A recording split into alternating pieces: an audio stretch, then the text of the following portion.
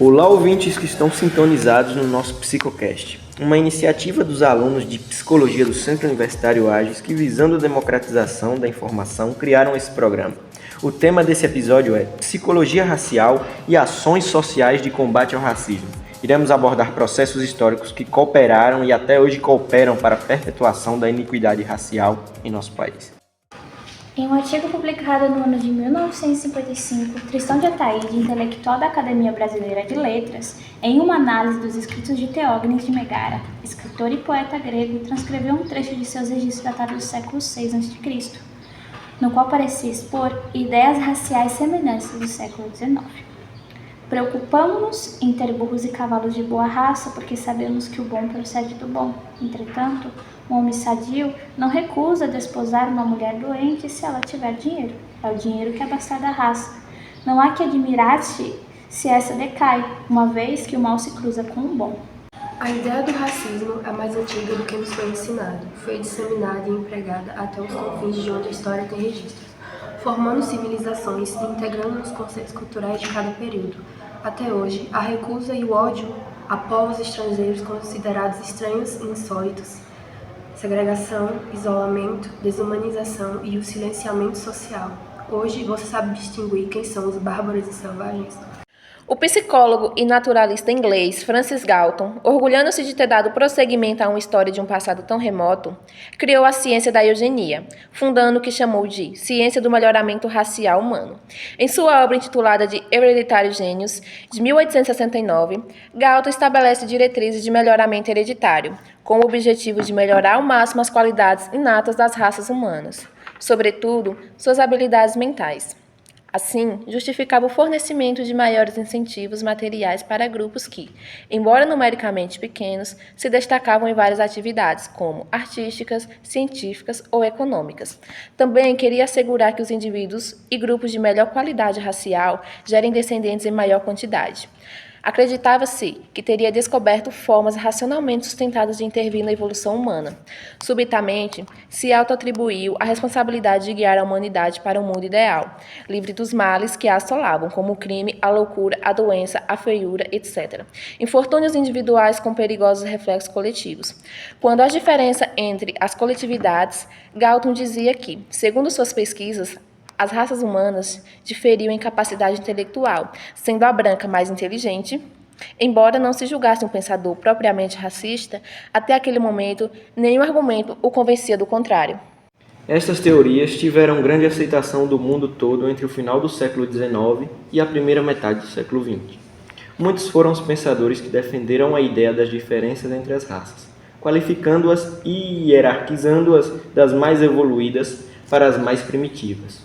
O Brasil foi muito citado entre os teóricos racistas e os darwinistas sociais europeus, como um exemplo de degeneração produzida pela miscigenação racial promíscua. Acreditava-se que, no Brasil, teria encontrado a comprovação de que a miscigenação racial levaria à degeneração.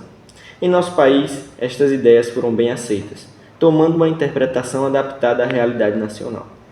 Várias foram as tentativas de ações sociais que tinham a ideia da higiene racial como suporte, sobretudo no campo das ciências psicológicas.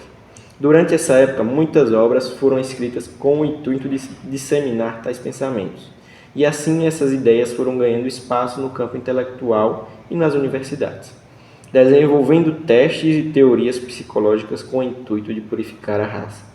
Dentro deste contexto, é atribuída a teoria do embranquecimento no Brasil, que existia desde a era colonial. Entretanto, foi conquistando o espaço em meados do século XX, através da elite branca brasileira que tinha como objetivo extinguir a população preta e indígena. Esse projeto foi apresentado à comunidade mundial no ano de 1911, no primeiro Congresso Mundial das Raças, e tal proposta visava limpar a população preta e indígena em 100 anos. Diante disso, Abadias Nascimento, professor universitário e ativista dos direitos humanos, em forma de protesto contra essas políticas racistas, publicou sua obra intitulada de Genocídio do Povo Negro Brasileiro, Processo de Racismo Mascarado, no ano de 1978. Em tal obra, o autor declara: para a solução deste grande problema, a ameaça da mancha negra, já vimos que um dos recursos utilizados foi o estupro da mulher negra pelos brancos na sociedade dominante, originando pessoas de sangue misto. O processo da miscigenação fundamentado na exploração sexual da mulher negra foi erguido como fenômeno de puro e simples genocídio. O problema seria resolvido pela eliminação da população afrodescendente. Foi uma tentativa de apagar o passado colonial deixado pelos europeus. O mesmo homem branco que cometia as mais insanas barbáries, alegando a sua inocência, a sua hereditariedade, em um processo de efetivação brusca da eugenia para lavar um passado sujo e escravocrata imposto por um pacto narcísico branco e limpar de uma vez por todas a linhagem afrodescendente no Brasil. Em nome do progressismo tecnológico e industrial, foi que os escravizados foram libertados. Não para uma vida digna, mas sim destinados às ruas, às margens da sociedade dominante.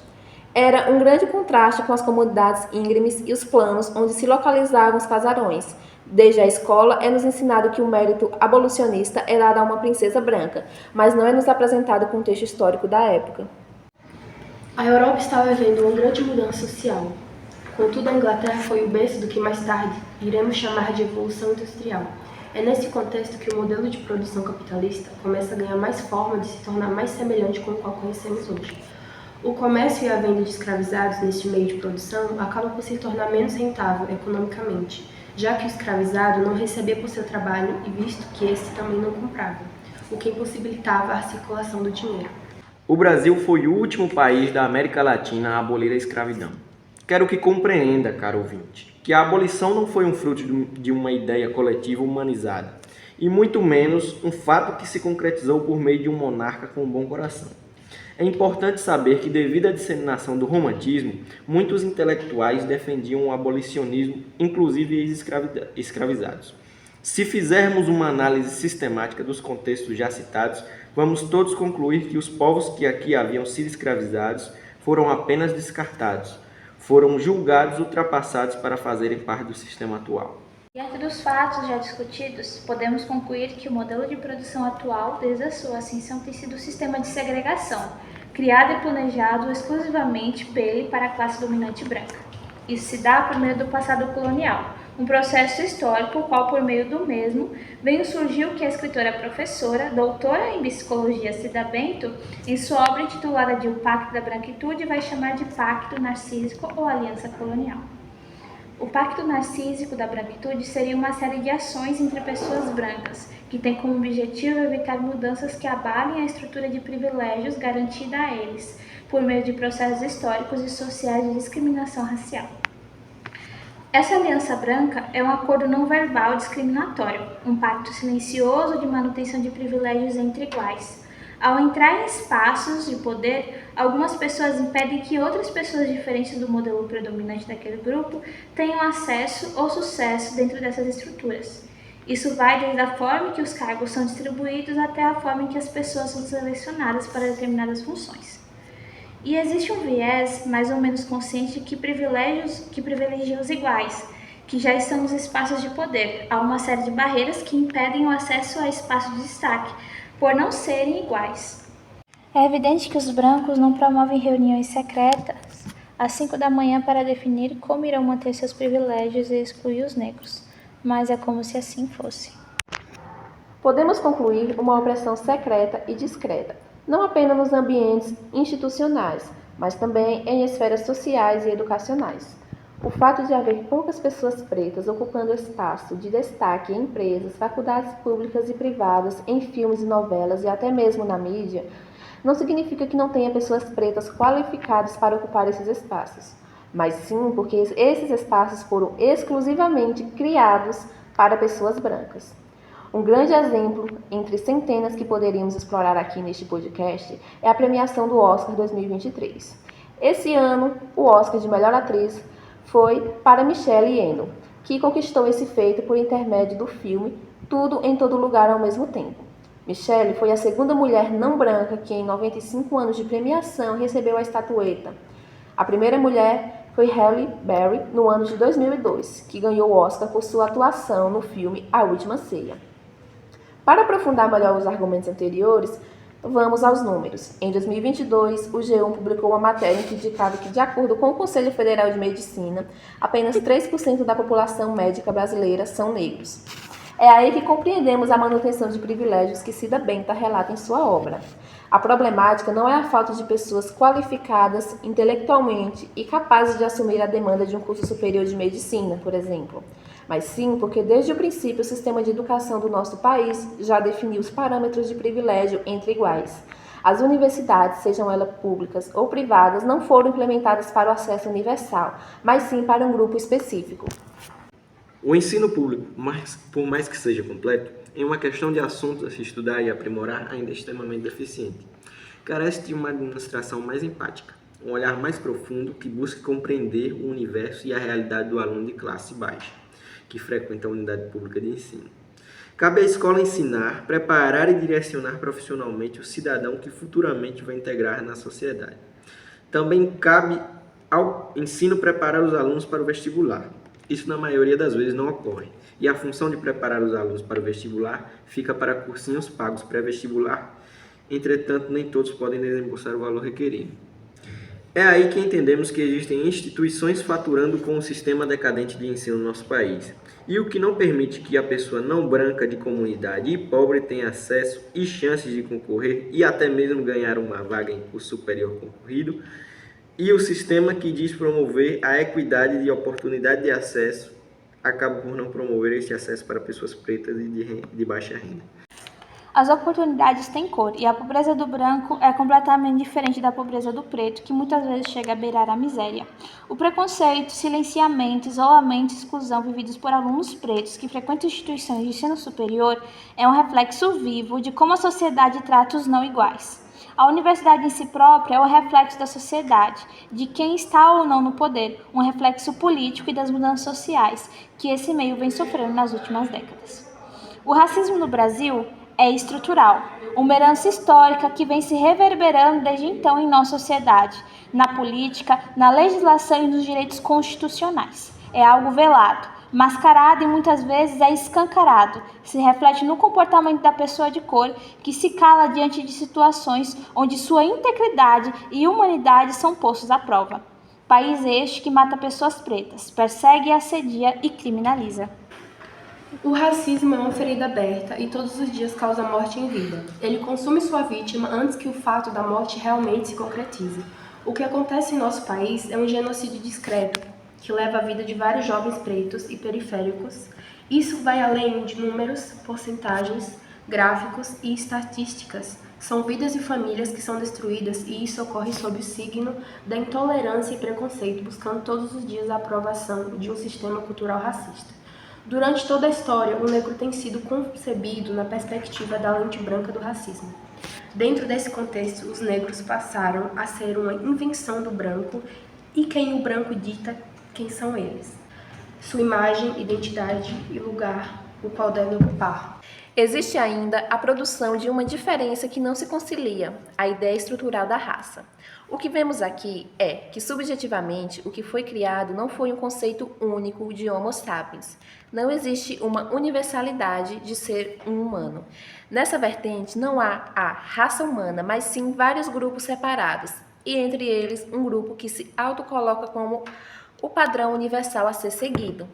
O negro é visto e reconhecido pela dessemelhança em que é identificado por uma diferença exótica e construtiva que não permite espaço para empatia e nem sentimento de pertencimento.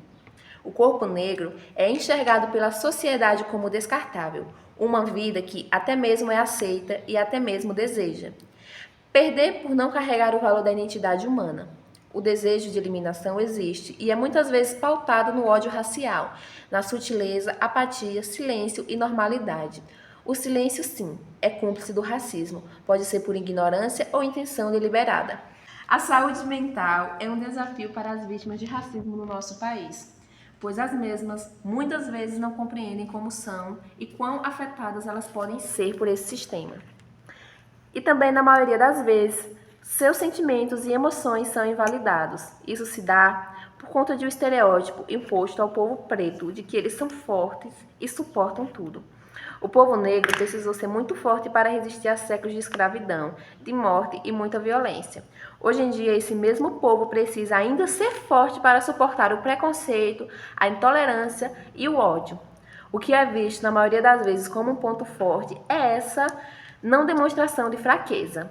Durante as sessões de tortura, o senhor, ao ver que o escravo chorava ao apanhar, ele batia mais ainda. Segurar o choro, se manter apático em situações insanas como esta, se transformou em uma forma de sobrevivência. De acordo com uma matéria da CNN Brasil, o índice de suicídio entre adolescentes e jovens negros no Brasil é 45% maior do que entre os brancos. Os dados são do Ministério da Saúde e mostra ainda que o risco aumentou 12% entre a população negra nos últimos anos e permaneceu estável entre os brancos. Para compreender o motivo de tal desastre, precisamos saber que o que leva ao suicídio são transtornos como depressão, ansiedade, estresse e medo. Toda essa lacuna por falta de recursos financeiros perdura ao longo da adolescência, juventude e vida adulta, de maneiras diferentes. Segundo o especialista, as escolas normalmente não possuem profissionais qualificados para lidar com a diversidade. As questões raciais e de gênero não são aprofundadas nas escolas, principalmente as instituições privadas. Como solução para esse problema, é preciso que se criem núcleos de convivência na família, no trabalho entre os amigos para suprir essa necessidade de pertencimento da população negra. O sentimento que passa entre as pessoas que tentam ou cometem suicídio é que a vida não tem valor e que por isso elas não têm mais motivação para viver. É importante ressaltar a importância do emprego, oportunidades de lazer que podem ser criadas por esses núcleos. Os negros normalmente se envolvem em relações fragilizadas, principalmente nas afetivas, onde sempre são opções secundárias. Isso acontece principalmente com mulheres negras, que quase nunca são as preferidas nas relações, e ainda com homossexuais negros, que são estereotipados como pares perfeitos para o sexo, mas não para serem assumidos nos relacionamentos. Existe uma ausência de espelhos para a população negra e problemas estruturais de diferentes ordens. Por isso é importante que haja uma intervenção, a criação de políticas públicas que estudem as vulnerabilidades. Sob o proceder do psicólogo, é importante que ele esteja preparado para receber tal demanda, que conheça os processos sociais do racismo, que esteja preparado para intervir e se posicionar contra esse mal.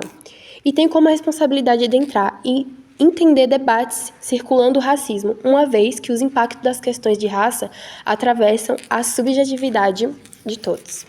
A psicologia tem como responsabilidade adentrar e entender debates circulando o racismo, uma vez que os impactos das questões de raça atravessam a subjetividade de todos e, para que estejamos efetivamente em busca do combate ao racismo, é necessário que estejamos em constante reflexão e estudo sobre o assunto. A atuação do psicólogo em casos de racismo e discriminação é norteada pela Resolução 18 de 2002, que estabelece que o psicólogo não pode apoiar práticas racistas e deve ir contra qualquer prática de discriminação. Psicólogos e psicólogas negras têm desenvolvido uma psicologia intitulada antirracista, capaz de reconhecer o caráter falacioso da democracia racial, elaborando estratégias de acolhimento a sujeitos adoecidos, sejam eles os vitimados ou opressores, a fim de mobilizá-los para o alcance de um estado saudável em sua totalidade.